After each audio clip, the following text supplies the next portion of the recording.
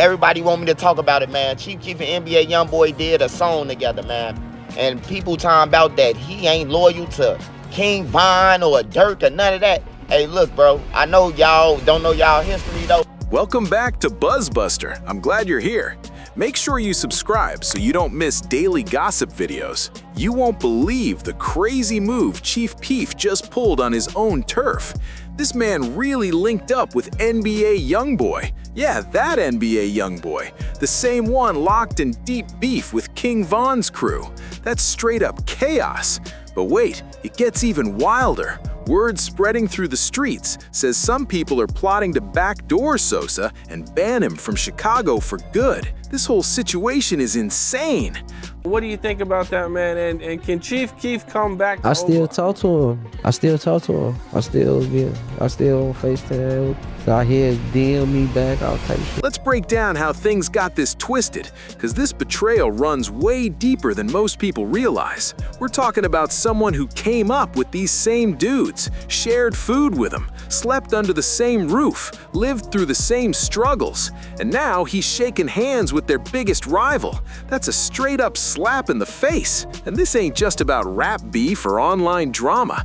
This is about loyalty, respect, and those unspoken street codes that mean everything where they're from. Some say Sosa let the money and fame make him forget the people who helped him survive when things were rough. Right now, his old block feels like he's turned his back on him, and that kind of move doesn't sit right with anyone. Now let's take it back to the start, because to really understand this story, you gotta know where Chief Keef came from before the luxury, before the fame, before the Lambos and mansions. He was just another kid from Oblock trying to make it out alive. We're talking about Parkway Gardens, one of the toughest spots in Chicago. That's where King Von, Boss Top, T-Roy, and the rest of the crew earned their stripes. Real street legends who built their names from the ground up. Back then, Keef wasn't living like no superstar. He was deep in that life, facing arrests, shootouts, and everyday struggles like everyone else on the block. And here's the twist. Chief Keef was actually more tied to Front Street than Oblock itself. But back then, all those sets, Front Street, 300, and Oblock, were one movement under the Black Disciples. They rolled together, protected each other, and lived by the same street code that shaped everything they stood for. So for Chief Keef to link up with the enemy now, man, that's the kind of move that's got the whole city buzzing. When people talk about Oblock, they're really talking about that tight alliance of connected sets that used to move like one big family. But the moment Chief Keef dropped that legendary track, I Don't Like, back in 2012, everything flipped overnight. That song didn't just blow up, it shook the whole game. One second, he was just a neighborhood kid, and the next, he's signing a $6 million deal with Interscope Records, just like that. Out the trenches and into the spotlight in a blink. But here's where things start to twist. Success came so fast that Keef didn't even have time to breathe. One day he's chilling in the projects, the next he's got millions hitting his account and paparazzi lights blinding his eyes. That kind of fame, it hits hard, too hard. And the moment Sosa secured that massive bag, he packed up and dipped straight to LA. No second thoughts, no emotional goodbye, and definitely not a full squad move. He took maybe 3 people from the entire block, just 3.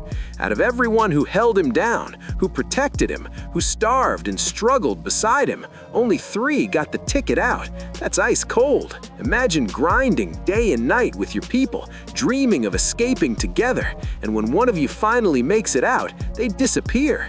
You're left behind in the same dangerous streets, watching from a distance as your brother lives the dream you all risked everything for. That's exactly what Chief Keef did. He rolled out with his closest day ones like Ball Out and Tato, but the rest, they were left in Chicago, still dodging drama and trying to survive every day.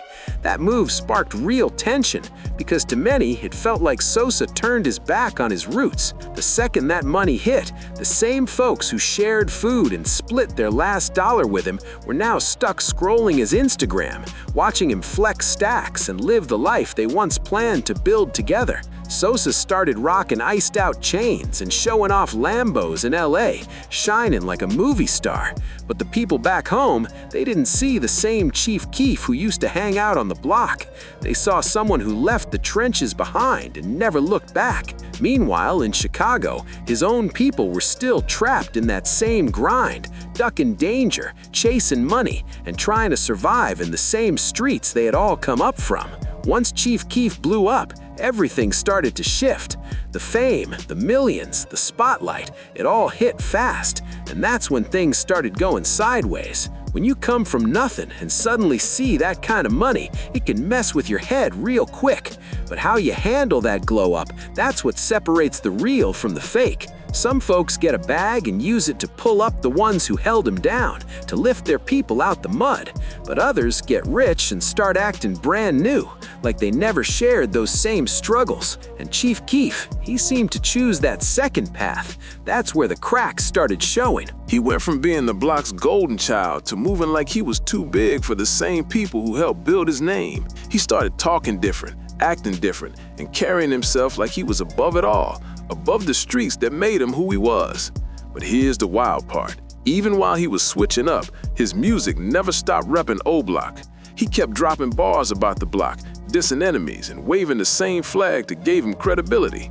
Basically, he was using his street ties to keep his image alive. But when it came time to actually show love or give back to the same people who helped shape that image, he was nowhere in sight. And trust, the people back home noticed that quick. That's the kind of move that gets you labeled fake fast. They said King Von even spoke on it a few times, calling out how Sosa would hop on Instagram, flashing big guns and bragging like, "I'm putting bangers on the block." But when the block really needed him, he didn't pull through. That's the kind of silence that says it all. King Von saw that as straight-up clown behavior. He was like, you can't claim to be helping the hood when you're not really doing anything for it. And that's where the real tension started bubbling. This wasn't just social media talk anymore. This was deep street politics. There was a dude from Oblock named Trey who got locked up on gun charges, and his bond was set at $25,000. But in Chicago, you only need to drop 10% to get someone out, meaning just $2,500 could have brought their boy home. Now, to most people, that might not sound like a lot, but when you're in the projects and everyone's barely scraping by, $2,500 might as well be $25,000. That's facts. So King Von, Boss Top, and the rest of the Oblock crew started hustling heavy, doing everything they could to get that money together. They were out there grinding, flipping, doing whatever they had to just to bring Trey 5 back home. These were the same dudes who had Keef's back from day one, the same people who rode for him when nobody else would. Meanwhile, their so-called big homie Chief Keef was living large in LA, surrounded by luxury and flashing cash. That's when the block started realizing maybe Sosa wasn't the same Chief Keef they used to know. Even after all that hustling, the crew still couldn't pull together enough to bail Trey 5 out. So naturally, they did what anyone would do. They hit up the one person who had the power to make it happen with ease. They reached out to Chief Keef, the man who just signed a $6 million deal with Interscope. For him, $2,500 should have been pocket change, right? So they called him like, yo, we need you to look out, bro. Trey's locked up, and we just need a little help to bring him home. We family, we from the same block. That's what we do for each other. You'd think Keef would have jumped on that instantly, but nah, instead he hit them with, yeah, I got y'all. I'ma send that money soon, just gotta handle some business first. Days passed, then weeks, then months, still nothing. Sosa kept stalling, kept making excuses, kept promising like the money was on the way, but it never came. The block waited and waited, but that help never showed up. It got so bad that even Tay Capone spoke out about it, saying straight up that Keef had been stringing them along for too long. That was the moment the whole block felt disrespected, like their once solid brother had turned into a stranger. It was like they'd given Chief Keef every single chance to make things right, but he just didn't care. So the crew decided if Sosa wasn't gonna step up willingly, they'd handle business their own way. And that's when things went from bad to straight up wild. King Von, Boss Top, and a few Oblock members made a move that would change everything. They felt like if Sosa was acting brand new, too rich, too Hollywood to help the same people who helped build him, then they had every right to take what they felt was owed. In their minds, loyalty had already been broken, so the streets had to answer for it. They pulled up to Chief Keef's manager's spot in Highland Park, the same place Sosa was staying at the time. But this wasn't no casual let's talk it out visit. Nah, this was a full-blown home invasion. They broke into the house and started snatching up whatever they could grab. According to police reports that leaked later, they didn't hold back. They took Keef's car, designer clothes, luxury gear, jewelry, and all kinds of expensive stuff. But here's where it turned straight petty. Boss Top allegedly even went into Keef's daughter's room and took some of her baby clothes, plus detergent and deodorant. Like, come on, bro, you stealing baby clothes and soap? That's ice cold and personal. But as wild and grimy as that sounds, it showed just how angry and betrayed they really felt. This wasn't just about getting money. This was about sending a message loud and clear. They believed Sosa had turned his back on the block, so they were ready to take back whatever they could by any means. And then things completely spiraled out of control. During the chaos, shots went off. Someone got hit and ended up in the ICU. That's when it officially stopped being a robbery and turned into something way darker. Police later labeled the whole thing a home invasion and attempted murder case. It wasn't just street beef anymore. It was war between people who once called each other family. The cops wasted no time. They named Boss Top and a few other Oblock members as suspects, and the charges were serious, no slap on the wrist type stuff. Everyone thought Sosa was about to lose it after hearing his own people had hit his spot. But what Chief Keef did next left everybody shocked. Instead of being furious at the ones who broke into his home, he was actually mad at his manager for calling the cops. Can you imagine that? His own crew had just hit his place, shots fired, someone in the ICU, and Sosa was more upset that the police got involved than at the people who robbed him. That right there showed just how twisted and messy the whole situation had gotten. Right after the break-in, Chief Keef's manager did what any normal person would do after a home invasion. He called the police, but instead of thanking him for handling it, Sosa jumped on Twitter and started clowning his own manager, calling him a soft dude for involving the feds. Like, bruh, your own people just robbed you, and that's what you're mad about? It was wild. He seemed more upset about the cops being called than about the fact his so-called homies had run off with his stuff. Then things got even more confusing. Keef tweeted RIP Boss Top before quickly deleting it. That single post had the whole internet spinning. Some thought he meant you're dead to me, cutting Boss Top off completely, while others believed maybe Keef had actually fired back during the invasion and someone got hit. Either way, it was a mess, a full-blown street soap opera unfolding online. From that moment, the bond between Chief Keef and Oblock was officially broken, shattered forever. There was no coming back from that. But hold up, it gets worse, way worse. During that same home invasion, Boss Top reportedly snatched one of Chief Keef's most prized possessions, his signature chain. And this wasn't just some random piece of jewelry. This was the chain everyone recognized Sosa by, his pride and joy, the one he wore in every video, every performance, every photo shoot. That chain was a symbol of who he'd become. For a while, nobody knew what happened to it until Lil Durk came through and blew the lid off everything. Durk dropped a diss track where he said straight up, "Boss Top got your chain," exposing the whole situation to the entire rap world. That one line hit like a bomb. Suddenly, everyone knew Chief Keef had been robbed by his own people. That had to be one of the most humiliating moments of his entire career. Getting your chain snatched is bad enough. It's a huge sign of disrespect in rap culture. But when it's your own crew doing it, and then another rapper puts it in a song for millions to hear, that's next level embarrassment. But Boss Top didn't stop there. He actually doubled down on the disrespect.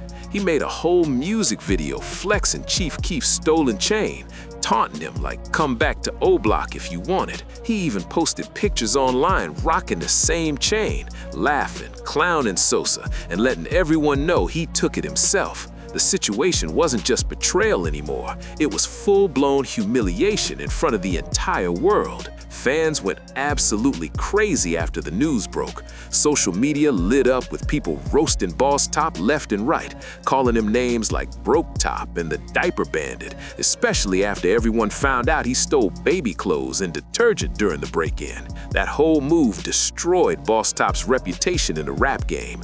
People clowned him heavy online, turning him into a walking meme. But the wildest part?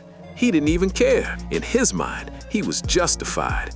He saw what he did as payback, revenge for Chief Keef abandoning the block and forgetting where he came from. But here's the crazy twist. That same chain he took from Sosa didn't even stay in his hands for long. Famous Dex ended up snatching it from him. So that chain went from Chief Keef to Boss Top to Famous Dex, passed around like some cursed trophy of betrayal and street karma. What started as brotherhood ended in straight chaos, greed, and humiliation. That whole chain situation seemed cursed for real.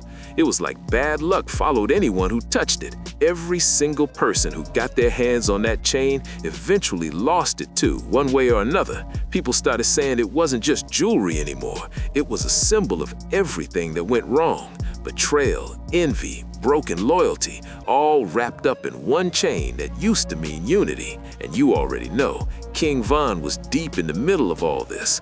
He never stayed quiet about how he felt either. Von was real vocal, saying straight up that Chief Keef was bogus for how he handled the whole Trey 5 situation and everything that came after. In Von's eyes, when you make it out the hood, you're supposed to lift your people up, not leave them behind like they never mattered. To Von, that was what real loyalty looked like, staying solid even when you're shining. He used to talk about it all the time, saying how Sosa would hop on Instagram flexing big stacks of cash, showing off guns and bragging like, I'm putting bangers on the block. But when it came time to actually help the block, especially when Trey 5 was locked up, Sosa was nowhere to be found. He was ghost. That silence spoke louder than any post or lyric ever could. Von called all that fake energy. He couldn't stand how Sosa talked big about holding it down for the hood, but never backed it up when it really counted. Loyalty meant everything to Von. That was his whole code. Loyalty to the block, to the people you came up with, and to the streets that raised you. That's the code you never break, no matter how high you rise. So when Von saw Chief Keef violating that code, acting like he was too big to help the same ones who held him down, he took that personally. In Von's eyes, Sosa wasn't just abandoning friends, he was disrespecting the entire foundation they came from. That right there was the moment the divide between Chief Keef and Oblock was officially broken. It wasn't just tension anymore, it was a full-blown split. You were either rocking with Sosa or you were standing with the block. And most of the guys chose the block because they felt like Keef broke one of the most sacred street rules ever. Never forget your people. Von even said multiple times that Chief Keef was selfish, that he only cared about his fame, his money, and himself. And honestly, looking back at how everything went down, it's hard to argue with that. Keef had the power, the money, and the platform to change lives, to pull his people out of the same trenches they used to grind through together. But instead, he turned his back. That one move cost him his bond with Oblock forever, a bond that could never be fixed again, no matter what he said or did afterward. But here's what makes this whole situation even wilder. All this wasn't happening quietly. This was during the height of Chicago's drill era, when the city was raw, dangerous, and exploding with energy. Every set had beef, and the streets were on fire. Oblock was going at it with STL, 300, and had deep issues with 051. It felt like the entire city was caught in non-stop chaos, and right in the middle of it all was Chief Keef's music. His tracks were like the soundtrack to that era. Anthems that had the streets on lock. Songs like I Don't Like and Love Sosa weren't just hits, they were war cries.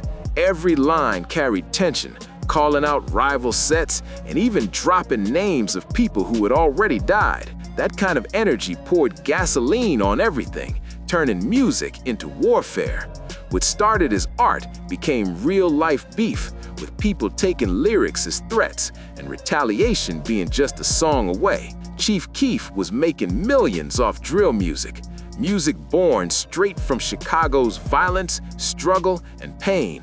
But while the streets were paying the price for that chaos, Sosa was living comfortably out in LA, far away from the blood, sirens, and retaliation his songs kept fueling. The people back home felt that distance heavy, like he was cashing in on the pain they were still living through. For them, it wasn't just about music anymore. It was about betrayal, survival, and the cost of fame in a city where loyalty meant everything. While Chief Keef was living it up in LA, his homies back home were the ones paying the real price. They were the ones ducking bullets, losing loved ones, and facing the non-stop danger that came from the same songs that made Sosa rich. Every track that hit the charts brought more heat to the block, more beef, more tension, more chaos. That's why so many people from Oblock started feeling bitter toward him. They saw Chief Keef as someone who cashed out off their pain, making millions off their struggles, their trauma, their losses, while they were still out there in the same streets trying to survive. It wasn't just jealousy, it was resentment rooted in the fact that Sosa's success came from stories they were still living through every single day. And the worst part? He wasn't giving anything back. No help, no support, no love. Just more music that made things even hotter for them. The same songs that gave Sosa global fame kept turning up the pressure on his own people. To them, it felt like betrayal in surround sound. Then, fast forward to November 6th, 2020, the night everything took an even darker turn. King Von was shot and killed outside a hookah lounge in Atlanta, and the shooter was Lil Tim, who was rolling with NBA YoungBoy's crew. That moment didn't just shake the city, it rocked the entire rap world. Right after Von's death, everyone close to him, Lil Durk, the OTF family, and the whole Oblock camp made it crystal clear where they stood. They completely cut off NBA YoungBoy and anybody associated with him. It became an unwritten rule in the streets. If you loved Von, you did not mess with YoungBoy or his people, period. That was the code, plain and simple. See, in street life, loyalty means everything. When your brother gets killed by another crew, you don't go linking up with them afterward. You don't drop tracks together, hang out, or show them any kind of love. Doing that would be one of the biggest violations of the code, the kind of move that gets you disowned or worse. Lil Durk took that rule to heart. Even though teaming up with NBA YoungBoy could have made them both millions and set the industry on fire, Durk didn't care about the money, not one bit. He chose loyalty over fame every single time. He stayed solid to Von's memory, refusing to do anything that could even look like betrayal. That loyalty hit deep. People respected him more because he proved that his bond with Von wasn't just talk, it was real. In a world where fame changes everyone, Durk showed he was built different. He wasn't chasing a check or a viral collab. He was standing on principles that meant more than any dollar ever could. Meanwhile, in the background, Chief Keef's connection with NBA YoungBoy was brewing, and that was about to light a whole new fire. But Chief Keef, man, he didn't see it that way at all. By that point, Sosa wasn't rocking with Oblock, not even a little. And after everything that went down with Von, he definitely didn't have love for him either. In Keef's mind, he didn't know Von or his people anything. That loyalty code everyone else was following, he felt like it didn't apply to him anymore. From Sosa's point of view, Von was part of the same crew that robbed him years back. The same group that broke into his crib, snatched his chain, and trashed his name for years after. So when Von passed away, Chief Keef didn't feel sympathy. He felt distance. He looked at it like, that's not my problem.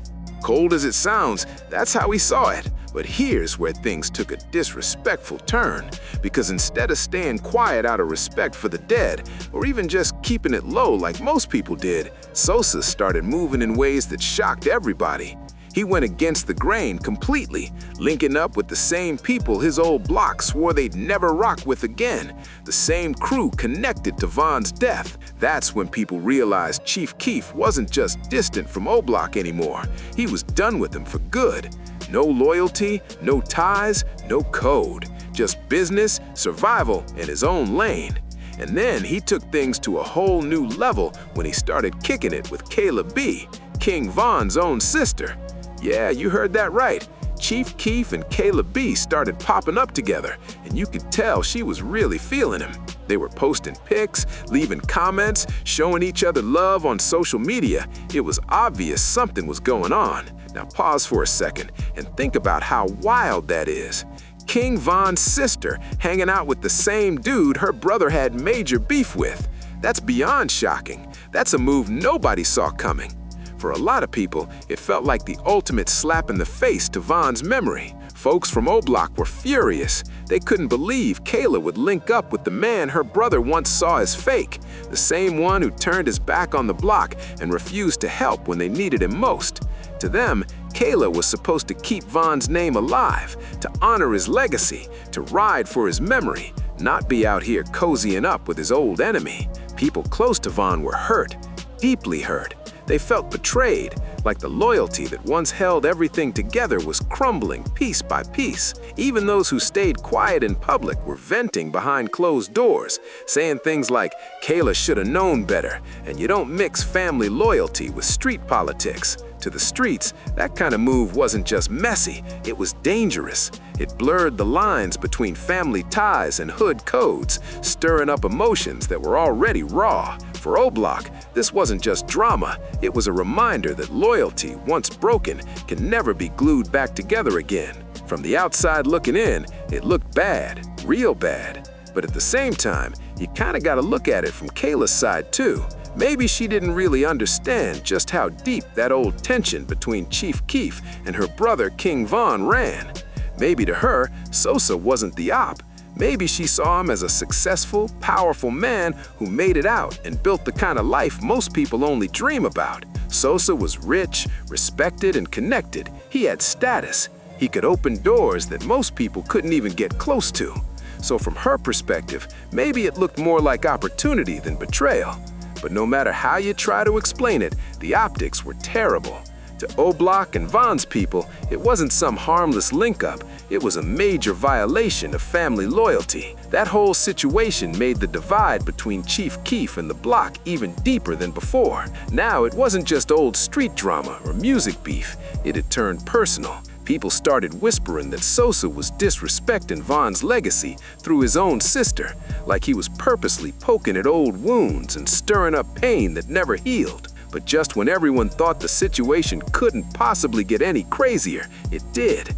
Because that's when NBA YoungBoy stepped into the mix, and what he said next made the whole situation explode. During an interview, NBA YoungBoy came out and admitted that Chief Keef was his favorite rapper growing up. Yeah, you heard that right. The same YoungBoy whose crew was connected to Von's death was now showing public love to Sosa. He said straight up that Keef inspired him, that songs like I Don't Like and Love Sosa were what made him want to start rapping in the first place. YoungBoy talked about how Keef's sound changed everything, that raw, aggressive, fearless energy that drill music brought to the world. He gave Keef full credit for shaping his own style, saying without Sosa, he might not even be where he is today. To regular fans, it sounded like admiration, one artist giving props to another. But to the streets, it sounded like straight-up tension waiting to happen, because this wasn't just any random compliment. This was coming from the same rapper whose people were in Von's death, now calling Von's old rival his idol. Everyone started watching closely, wondering, how's Chief Keef gonna move now? Would he stay neutral? Would he ignore it out of respect for Von's death? Or would he take it as an open door, a chance to link up with the very same people his old block swore they'd never mess with again? The tension was thick, like the calm before a storm. Whatever Chief Keef did next, everyone knew it was gonna send shockwaves through Chicago, the industry, and the entire drill scene. He actually linked up with NBA YoungBoy in the studio. Yeah, you heard that right. The same YoungBoy whose crew was tied to the situation that took King Von's life. Just think about how wild that is. Chief Keef, a dude who came from the same block as King Von, was now making music with Von's biggest enemy. To the streets, that wasn't just business, that was disrespect on another level. It felt like spitting on Von's grave, like saying his life, his death, his whole legacy didn't even matter anymore. The move had people furious, and to make it even more shocking, they didn't just hang out or take a picture, they made a whole track together. The song was called Tony Montana Flow, and when they dropped it, they acted like nothing ever happened. No hesitation, no explanation, no hint of guilt, just pure vibes in the studio. In the video, you could see Sosa and YoungBoy chilling, laughing, joking, vibing, like they weren't surrounded by one of the messiest beefs in the entire game.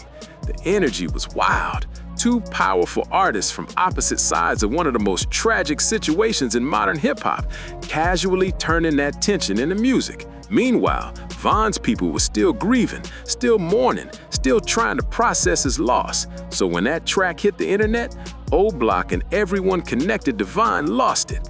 The reaction was instant and explosive. Social media blew up with people calling Chief Keef out. Fans, rappers, and old homies all flooding the comments. They were saying stuff like, "He violated," and "Sosa's a snake for real." The comment sections were ruthless. People saying Chief Keef finally showed his true colors. To them, this move proved one thing clear as day. Sosa only cared about himself. Not loyalty, not the code, not the people who built him up when he was just a kid from the block. The outrage didn't stop there. Oblock members themselves started going off online. They were furious, posting messages, calling Chief Keef by name, saying straight up that he was banned from Chicago. And this wasn't just internet talk or fan speculation, they meant it for real. Posts started popping up saying things like, "He could never come back here," and "Sosa ain't welcome no more." The streets made it clear. Whatever bond he once had with the block was gone for good. That one collaboration flipped the entire narrative. What could have been seen as a comeback moment for Chief Keef turned into a massive scandal that divided the culture even deeper. To his old people, that song wasn't just music, it was betrayal recorded on a beat. Some people took it way further, hopping on live, flashing weapons, and saying that if Chief Keef ever tried showing his face around Oblock again, things were gonna get serious real fast. The internet went crazy. His comment sections turned into full-blown battlegrounds. People were clowning him heavy, saying stuff like, "If you still think Sosa's raw, you need to get slapped." It was chaos everywhere. Online threats, insults, non-stop arguments between fans defending Chief Keef and Oblock calling him out. And just when it seemed like the tension couldn't climb any higher, Chief Keef made a move that turned the heat up even more. Out of nowhere, he posted that he wanted to buy Oblock, like actually own the place he came from. That post blew up instantly, but the reaction from Oblock was brutal. They fired back fast, posting things like, "You wish you could even come back here." That one line summed up the entire situation perfectly. The bond between Chief Keef and the block that raised him was gone for good. What started as brotherhood had turned into betrayal, and there was no fixing it now. That's how deep this feud runs. They don't even care about Chief Keef's money anymore. They don't care about fame, business, or reconciliation. They just want him gone, completely gone. They want him to stay as far away from Chicago as possible. And that's the craziest part. These were the same dudes who once called him brother. They used to hang out together, make music, ride around, and risk their lives for each other. They built memories in those same hallways and corners, and now they're talking about putting hands on him, or worse, if he ever steps foot back in the city. That's how real this betrayal hit. To them, Sosa didn't just fall out with the crew, he violated every code that held their world together. Loyalty, respect, brotherhood, all gone. They say he chose money over family, fame over friendship, and success over loyalty. And in their world, once you make that choice, you're not just someone they don't mess with anymore. You're an enemy. What makes it even wilder is how symbolic it's become. Chief Keef's rise from Oblock was supposed to be a victory for everyone, a story about making it out and changing the game. But now, that same success turned into the reason his own people can't even look at him the same. The streets don't forget, and in their eyes, Chief Keef crossed a line he can never come back from. Now, Chief Keef is basically exiled from his own city, the same Chicago streets that raised him, the same block that gave him his first shine, now want absolutely nothing to do with him. He can't even come back home without risking serious problems. The same people who once would have gone to war for him now say they'd turn on him if he ever pulled up again. That's a crazy fall from grace, going from neighborhood hero to complete outcast. And the saddest part, all of this, Every ounce of this bad blood started over something so small it could have been avoided from day one. If Sosa had just helped bail out Trey 5 back then, none of this might have ever happened. We're talking about $2,500, literal pocket change for a man sitting on millions.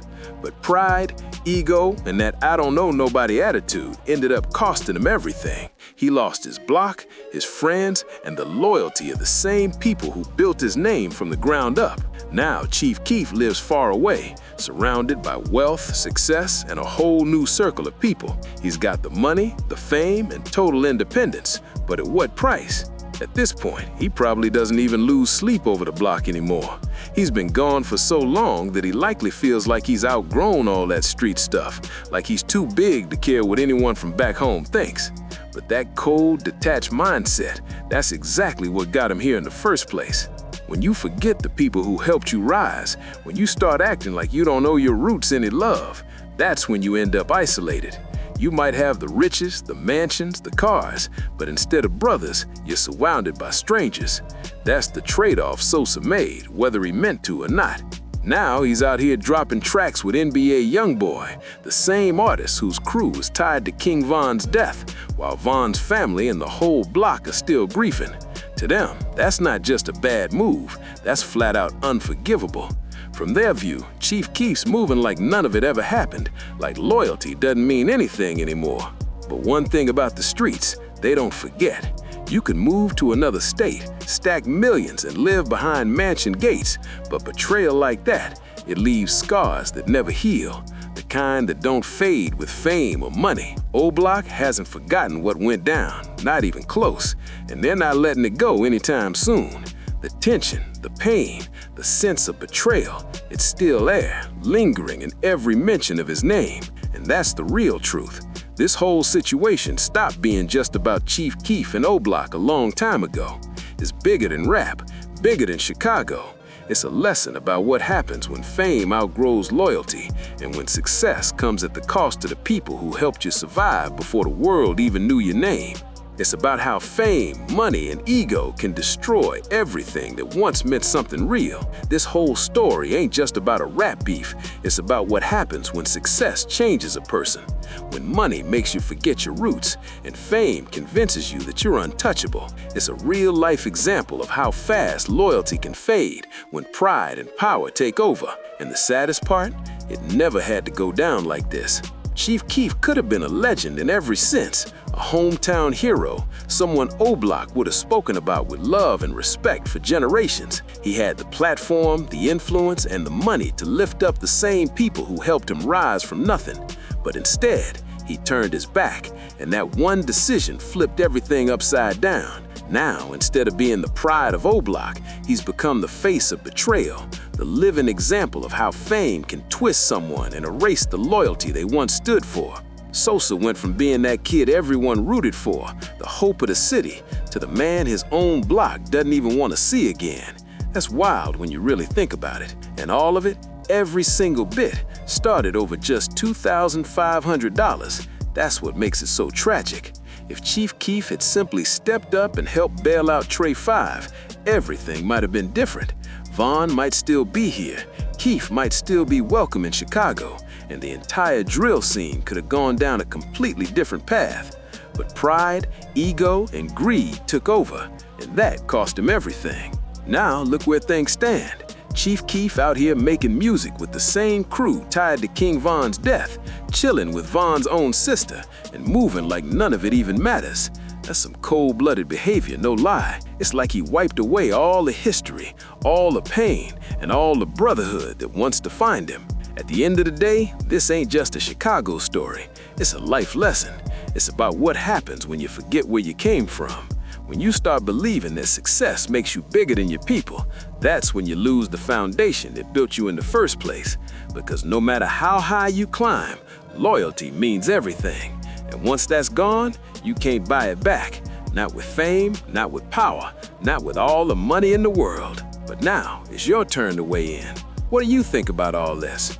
Was Chief Keef wrong for linking up with NBA YoungBoy? Or was he just doing business and moving on from old drama? Should he have helped bail out Trey 5? Or was he right to hold his money after everything that went down? Drop your thoughts in the comments. I want to hear what you think. And if this story opened your eyes and gave you a new perspective, make sure you hit that like button, subscribe, and share this video with someone who loves drill music and wants to know the real behind-the-scenes stories. Because trust me, this is just the beginning. I've got way more wild breakdowns coming soon. Deep dives into the drama between Lil Durk and NBA YoungBoy, FBG Duck and Oblock, and all the crazy Chicago street politics most people are too scared to talk about. So stay tuned, keep it locked in, and remember this one thing above all else: loyalty over everything.